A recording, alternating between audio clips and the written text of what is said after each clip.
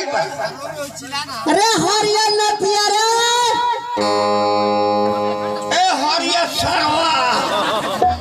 अरे कौन सरवा रे भाग तो साला 4 जूता मारे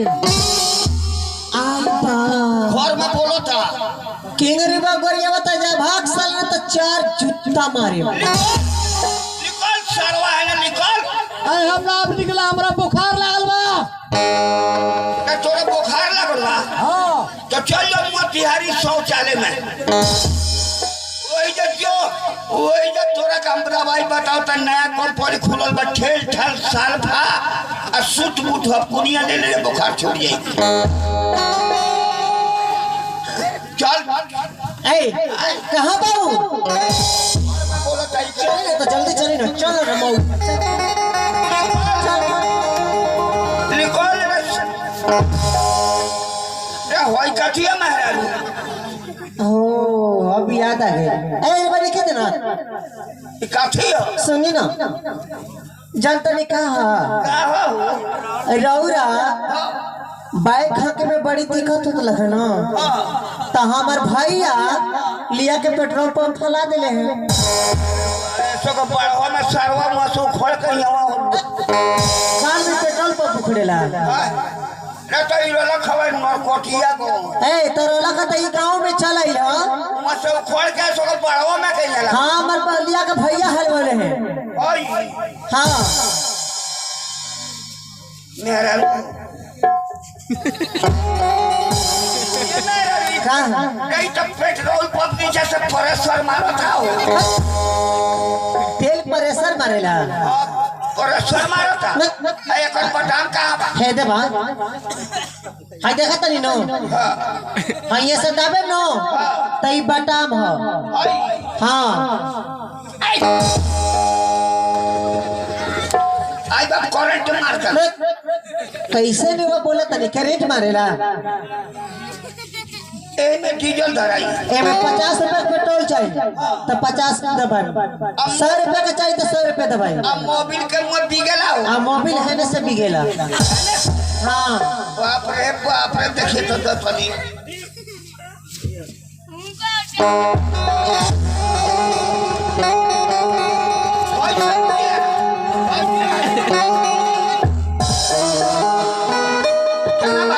जय पदलू के बेटा पेट्रोल पंप बनल भालो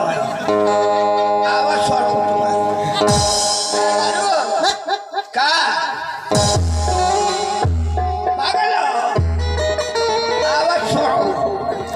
पचारी भाई यो कौन पहले ना लाठी भेटाई तुम का के लाठी में गोल गोल दी तारा से कुछ ना एगो तारा से ना पिटैले आ तारा का चिटिया बना के चल गेले भाग धरा जे फुरवट से छोड़ती ना उनका गवा तारा दे में इतना ना जान बज ओकरा के मार दे बटू। हां आ सब लोग पैर तकते आ हमी के फगुआ ना होई फगुआ होली खेले नहीं रुआ ना। अच्छा तो ठीक बका कहे के चाहत नहीं अब तोरे कहियो सब लोग लगाइए हमहू लगाए भाई मुंह समार के बात करो का ना तो जब तो बड़ा साहब तो हर जीभ काट ले। ए कौन लगाई हां तो ऐसे कहा रंग लगा रखे तोहरो में लगाई लो हमरो में लगाई लो हमरा में काहे लगाई ले तोरो में लागी हमरो में लगाई लो बोरियोतिया तो ए बबुआ जिलिया के लगाना दी ए हमरा में बोरियोतिया लगाई लो रंग आ तोरा के गोमदुआ लगाई ले हां तोरा के गोमदुआ बरतिया तोहर भतार हलो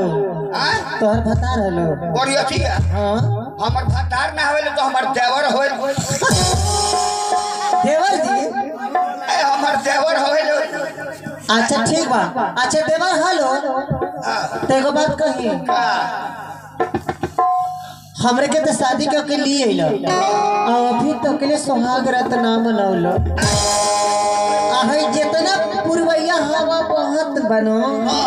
है पूरा दिया टटलई राजा।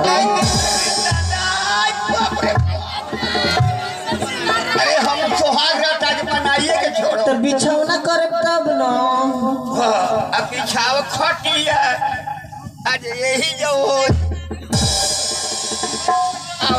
अब तो बिछाओ ओढ़नी आज यही जा होई ए मंगनी में होई मंगनी का कहता पैसा दा ना कितना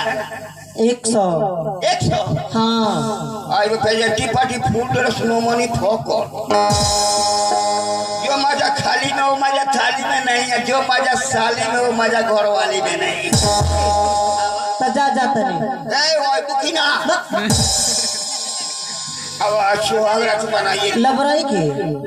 पैसा दा ना ए भाई हमर बेटा मालिक है ना बना मलिका हम का जानी ओ कहना बनी मलिका चली है 100 रुपया अब छटम छूट हो स्वागत का अब न रे टाटा तोहार भोरक ना लगी ए ओए बुकिना मांग के दा पहले पैसा मांगे थे ना ए कहना बनी लोगन मलिका नहीं लगन नाव का तो मुड़ी डोला दी लोगों ना तो 200 मिला दे हाँ तो एमर का काय बनी नहीं सुआ है वो की का दीना दिया उन्हें करिए हम जाई होने पैसा होई तब न पैसा बाना पैसा तो मेरा तो डंगड़ा बोझाल तो देबा तबे ओह ना तेजरुबा नहीं हम निकालत नहीं हुआ था सब बैंक में तो 400 रुपया आयल बा हमरा मालूम बा सब त जल्दी दा ए आने आई बुकिना ए दादा रे दादा ये इंगे हम मनवा लेवे के चाहता ताई खोला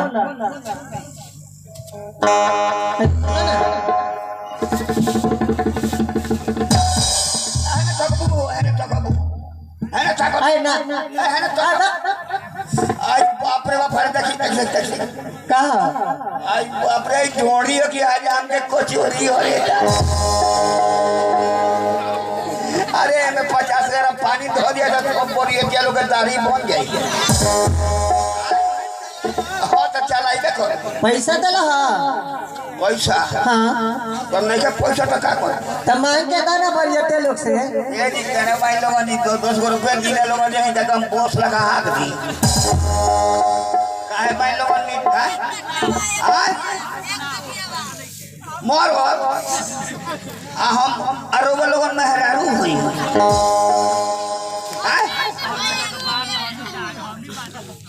ओ सुना कान हम ये पैसा मांग ले को दिन में क्या कमाता लूट ले ना सोरिया के आई ना सरिया कहिए नो तो सारा पानी झाड़ दे मुको हमरे लखा ता अच्छा रो हमरा भूल के जाई ठीक बा तैयार